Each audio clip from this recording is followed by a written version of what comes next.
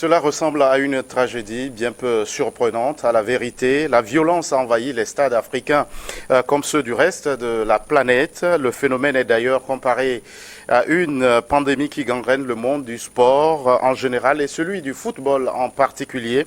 À chaque fois ou presque, la réponse de la police brutale et aveugle a joué un rôle déterminant dans la catastrophe.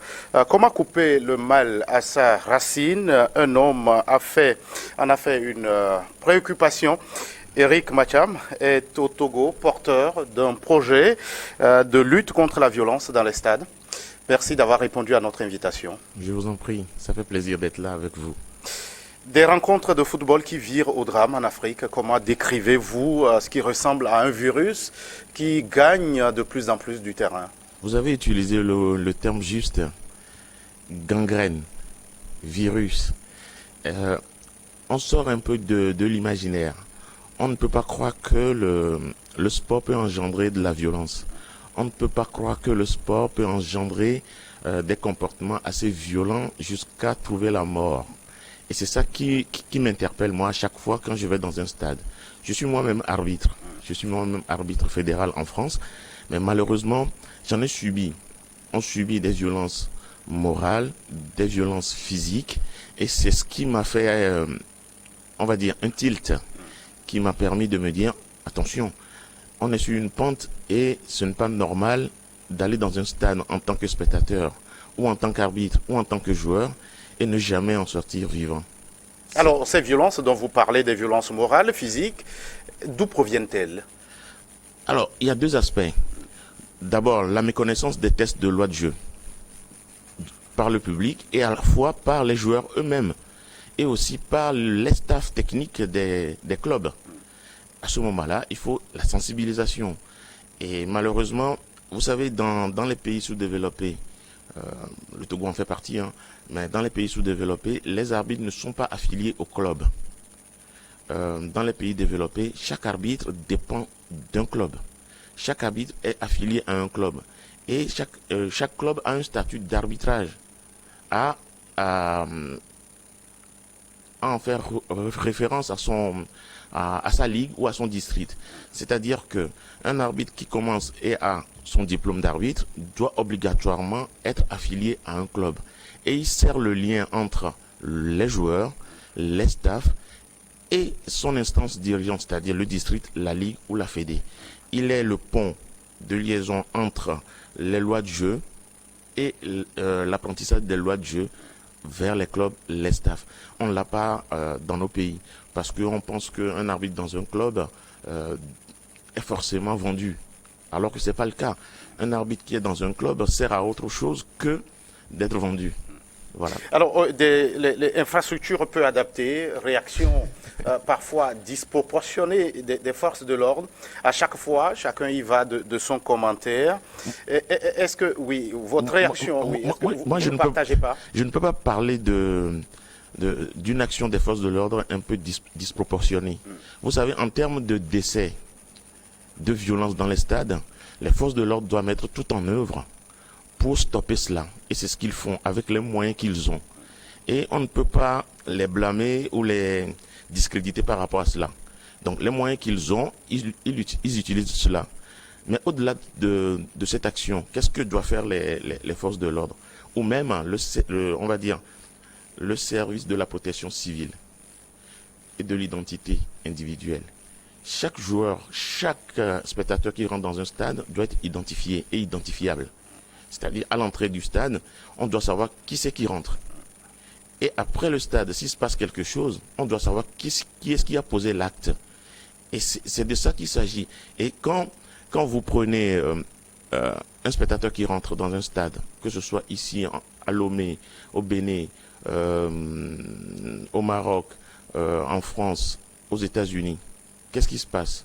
Il vient voir un match, tout simplement. Mais la méconnaissance des lois de jeu, je reviens encore là-dessus, la méconnaissance des lois de jeu, parce que l'arbitre va prendre une décision litigieuse ou non, à tort ou à raison, peu importe. Lui, il est là pour l'application des tests de loi. Il applique, les spectateurs n'étant pas contents, ne connaissant pas non plus les tests de loi, font quoi? Ils réagissent alors à ce moment-là, la violence commence parce qu'on a la méconnaissance de cela. Et les forces de l'ordre rentrent en lice à ce moment-là. Qu'est-ce qu'ils doivent faire, eux? Ils sont laissés pour compte parce qu'ils n'ont pas un cadre juridique qui cadre le problème. À ce moment-là, on fait du n'importe quoi. On cible du moment où on a une carte d'identité nationale, on va au commissariat central pour le faire, on doit être fiché. On fiche la personne et cette carte d'identité nationale, peu importe si c'est gratuite ou si elle est gratuite ou elle est payante, on s'en fout. Mais la personne rentre dans un système. Une fois que vous posez l'acte, on sait où vous êtes, on sait où vous trouvez. Et à ce moment-là, on vous convoque devant un juge, on vous juge et par rapport à ce que vous avez fait. S'il y a un décès, c'est la prison. Monsieur Batiam, vous êtes porteur du projet Non à la violence dans les stades. Comment aller au-delà des symboles pour inculquer le comportement non violent au public sportif? On va le faire terre à terre. Il faut commencer par la sensibilisation. Terre à terre. On sensibilise qui? On sensibilise tout le monde. Tout le monde. Tout le monde, y compris même les arbitres. Parce qu'on doit avoir un comportement décent. Quand on est arbitre, on est aussi représentant d'une entité. Cette entité, c'est le district, c'est la ligue et c'est la fédération. Et la FIFA, la CAF. Mais à ce moment-là, et on est arbitre, on représente l'entité, on a un comportement calme, décent, pas provocateur. Quand on est arbitre, on est aussi un pédagogue, en expliquant ce qu'on fait, les décisions qu'on prend sur les terrains aux joueurs. C'est ce qu'on appelle la communication arbitrale. Et c'est ce que nous, on apprend, à mon niveau en tout cas, en Fédéral 3 national. En France, moi je le fais. En Ligue de futsal, où j'officie aussi, je le fais. Je communique. J'ai les outils pour communiquer avec mes assistants. J'ai les outils pour communiquer avec l'assistant futsal. Et normalement, ça se passe bien. Quand on le fait, mon assistant peut m'interpeller à un moment donné. Non, tu fais erreur. Tu ne dois pas prendre ce pénalty, par exemple. Si je sens que je fais erreur, je reviens sur ma décision. Parce qu'il est là pour m'assister également. Il ne prend pas de décision à ma place. Il me guide, il m'assiste. Et à ce moment-là, je prends mes décisions, je reviens là-dessus. Et là, les spectateurs vont dire, il est humain aussi. Il est pédagogue. On lui a peut-être parlé à l'oreillette. Et à ce moment-là, il change son avis. Mais l'avis, on doit le changer avant la reprise du jeu. Alors, vous parlez de ces acteurs impliqués dans la prévention de la violence dans les stades, en commençant par les arbitres. Oui. Et qui sont les autres? Il y a les spectateurs aussi. Ça, c'est un travail on va dire, de la commission d'homologation ou d'organisation des compétitions. C'est son travail aussi de le faire. Les présidents de district doivent avoir une commission ou une équipe en tout cas qui doivent sensibiliser les spectateurs. Parce qu'il y a des spectateurs qui sont affiliés et qui sont présents tous les jours à tous les matchs dans leur club. Et c'est des fanatiques. C'est ce qu'on appelle le chauvinisme. Ils sont là, leur club doit gagner. Quel qu'en soit le prix, leur club doit gagner. Ce n'est pas le but. Le but, c'est du foot. Il y a deux équipes. Une doit gagner, une doit perdre et il peut y avoir un match nul. Mais il y a des décisions arbitrales qui, des fois, influent sur le score. Parce que le score final, c'est 1-0. Et il y a pénalty. C'est le pénalty. Et on va dire que l'arbitre a influencé le jeu. Mais non, c'est là où l'arbitre doit être juste. Il doit pouvoir montrer qu'il est juste. En sensibilisant les spectateurs, il faut sensibiliser aussi les joueurs. En troisième partie, les joueurs et les staffs. Dès qu'on fait ça, on a fait le tour. Mais ça n'empêchera pas la violence. Ça n'empêchera pas... On n'aura jamais la violence zéro. Pourquoi? Parce que l'humain est comme ça. À un moment donné, l'humain comme ça, on est dans une société, mais il faut donner les moyens à ceux qui doivent agir. Une fois que l'acte a été posé, il faut que ces personnes-là rentrent en lice. La police, la justice. Et c'est pour ça qu'il faut légiférer aussi dans ce sens. Il faut protéger ce secteur également. Le ministère de la Protection civile, le ministère de la Sécurité doit pouvoir trouver un canal avec les députés, avec les spécialistes du milieu sportif pour trouver des textes de loi, faire des amendements à l'Assemblée nationale et légiférer là-dessus. Monsieur Macham, après 2 ans de trêve liée à la Covid-19, Oui. votre projet va être cette année à sa 5e édition. Et Attention, une petite oui, correction. Le oui, projet en soi oui. est à la 11e À la édition. 11e Et édition. voilà. Ah, mais au Togo, vous décidez de lancer cette édition. Quelles sont les activités inscrites dans l'agenda? Dans l'agenda cette année, il y a 2 points importants. C'est le gala qui est organisé à Tapamé. Cette année, on a décidé de le délocaliser. Pourquoi? Parce que il n'y a pas que Lomé au Togo. À la base, on avait prévu Kara. Pour des questions logistiques, on a souhaité le remettre à Tapamé. Et la prochaine fois, ce sera peut-être à Kara, à Bassa ou à Dapaon. Et le deuxième point, c'est la soirée des récompenses qui se fera, si j'ai bonne mémoire, bon, je l'ai toujours encore, hein, c'est le 4 juin. Alors, des récompenses, vous récompensez qui? Des acteurs qui se seraient démarqués par leur comportement non violent? Oui, et aussi, en fait, la soirée des récompenses est dans l'idée d'une soirée que organise la fédération pour récompenser les meilleurs buteurs, les meilleurs joueurs, les meilleurs passeurs, tout ça, les meilleurs entraîneurs. Mais moi, dans notre organisation, c'est plus pour récompenser les bons élèves, on va dire. Les bons élèves, les meilleurs élèves de la saison qui n'ont jamais eu un comportement qui pourrait susciter la violence par autrui.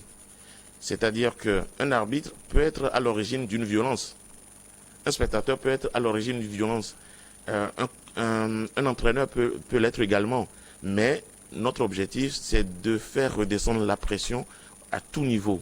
Il faut que tout le monde comprenne que quand on est violent, on paye. Quand on n'est pas violent, on est récompensé. Pourquoi le choix de Tapamé? Est-ce que c'est peut-être parce que Tapamé aurait connu des violences dans le Non, stade? non, on peut pas se focaliser sur le fait que une ville, une préfecture ou un département soit un théâtre de violence avant de choisir. Non, pas du tout. C'est le hasard de la vie qui fait ça. Moi, j'ai fréquenté à Tapamé, j'étais au ce génie qu'on appelle à Tapamé, où mon papa était en fonction à ce moment-là. Donc, quand l'équipe de coordination me l'a proposé, j'étais encore en France, au moment où on m'a proposé, j'ai dit, pourquoi pas, on y va. Est-ce que justement il y a des stades réputés à violence? Au Togo, Oui. je ne peux pas en citer parce que ce serait indexer l'un ou l'autre. C'est pas juste de faire ça. Parce que mon objectif, c'est de faire descendre la pression, justement. Il faut que nous comprenions que il y a des stades, ça c'est clair.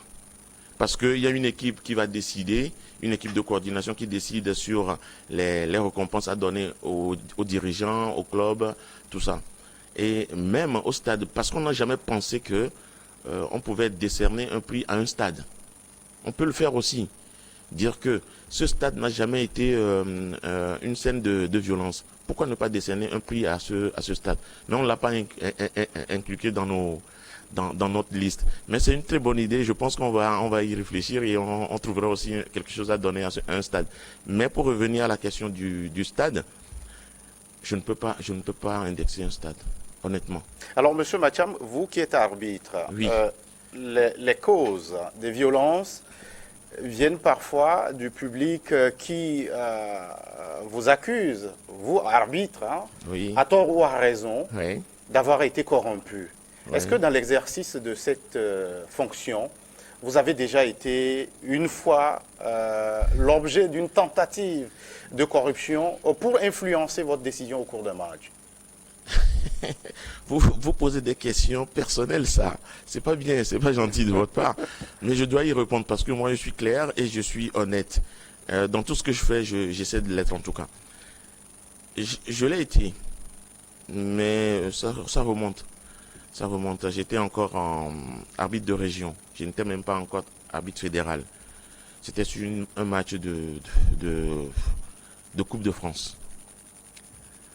Donc voilà, je vous dessine un peu la scène. Qu'est-ce qui se passe? J'arrive dans les vestiaires avec mes assistants et puis il y avait une enveloppe il y avait un calendrier sur le bureau de l'arbitre central. Donc il y avait juste une enveloppe qui était dedans. C'est beaucoup d'argent.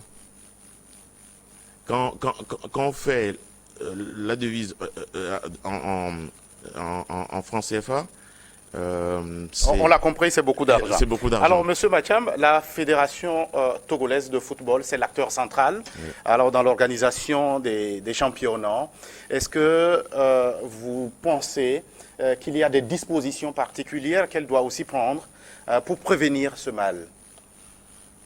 On a déjà l'appui du président de la fédération, qui est on va dire l'un des parrains du projet. Mais les dispositions, ce n'est pas forcément au niveau de la sensibilisation.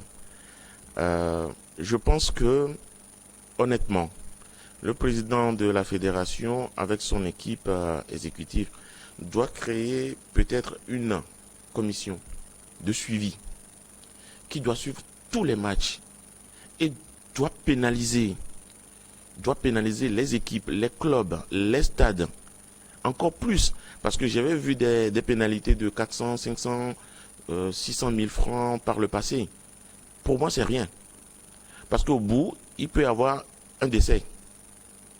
Il faut dissuader les gens qui posent les actes violents à ne plus les faire. Mais si on ne le fait pas dès le départ, un jour on va se retrouver, vous et moi. Peut-être moi-même, je vais au stade, je ne retournerai jamais plus chez moi. Donc le président de la Fédé doit pouvoir avoir une commission. Il appuie complètement le projet. Il veut même le porter au niveau continental. Mais pour l'instant, nous sommes en train de voir comment on peut enquiller ça pour pouvoir l'apporter au niveau continental. Et le président de la Fédé, avec d'autres parrains d'ailleurs, qui sont pour ce que nous faisons, parce que ce n'est pas notre rôle au départ. En tant que citoyen togolais, simple. Ce n'est pas mon rôle. Mais je sais ce que c'est que la violence dans les stades. Je suis sapeur-pompier à la base. Chaque vie mérite d'être vécue. On doit rester sur terre. On ne peut pas aller dans un stade tout simplement pour un match et en mourir. Tout simplement. Vous allez lancer votre projet non à la violence dans les stades à travers un gala de football. Oui. Comme vous l'avez dit, au-delà du gala, auriez-vous le temps de sensibiliser la population, ou si oui, vous les sensibiliserez à quoi? Alors, très souvent, avant les matchs de gala, on passe dans les clubs, dans les mêmes stades où les matchs vont avoir lieu, on les réunit et je les sensibilise sur les tests de loi, sur on va dire les 6 fondamentaux. C'est quoi? Pourquoi est-ce parce que très souvent c'est sur les buts marqués ou les cartons. Très souvent c'est les cartons rouges, pas les jaunes. Donc, il faut que les joueurs savent déjà quelle faute permettrait à l'arbitre de le sanctionner de carton rouge. Il n'y en a que 6. Si on lui inculque les 6 dans la tête, il fera en sorte de ne pas les commettre. Mais il y a des pénaltys aussi qui sont à polémique. Ou pas à polémique, parce que vous savez, la vision de l'arbitre, malheureusement, on n'a pas la VAR ici. Pour moi, la VAR, c'est la justice. Pour les équipes faibles et plus, on va dire, plus aguerri.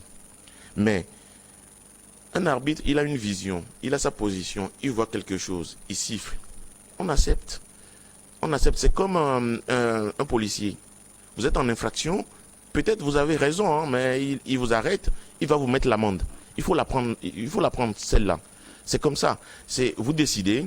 Vous prenez votre décision, vous l'appliquez, point. Il n'y a pas à chercher. Maintenant, s'il y a la VAR interviendra pour mettre la justice dans la décision de l'arbitre. On l'a compris, autant de sujets ouais, qui feront l'objet de sensibilisation. Merci à vous, monsieur Eric Mathiam, d'être passé sur ce plateau. Merci beaucoup. Merci à vous qui êtes resté en notre compagnie. À très vite pour un autre numéro de votre émission Focus.